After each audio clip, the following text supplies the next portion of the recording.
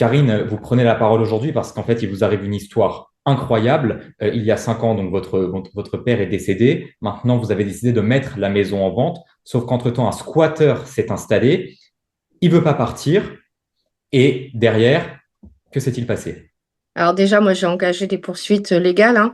J'ai prouvé que c'était ma propriété. J'ai envoyé une lettre au préfet avec toutes les pièces demandées, les plaintes, les choses comme ça. Et on m'a retorqué que, en fait, ce monsieur avait déclaré que la maison était ouverte. Donc, c'était pas grave qu'il soit rentré chez moi. Il n'y avait pas de squat. Oui, parce que Et quand une maison n'est pas occupée, le squatter peut y aller, même si elle appartient à quelqu'un, cette maison. oui, apparemment, suivant la loi, oui, enfin, voilà, ce qui est quand même hallucinant parce qu'on est quand même propriétaire. Et donc, ce monsieur s'est installé, a installé l'électricité, là même, elle a installé la fibre.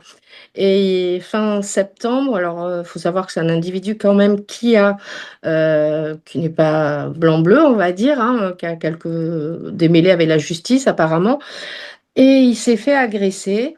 Et les deux personnes qui l'ont agressé ont été interpellées et celles-ci ont déclaré que en fait, c'était moi qui avais tout commandité pour le faire partir.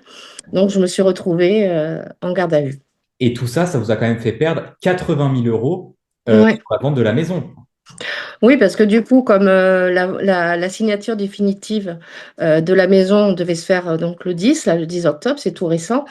Effectivement, dans la promesse de vente, le bien devait être libre d'occupants et de biens, comme ils mettent. Et en fait, il y avait quelqu'un. C'est pas normal. Moi, mon papa, il s'est saigné toute sa vie pour que j'ai des biens voilà, à son décès.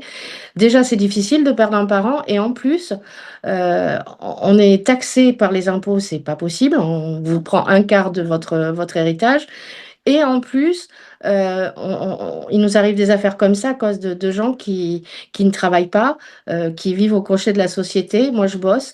Mon père a bossé toute sa vie et on est en train de tout me prendre et en plus, je pars en garde à vue.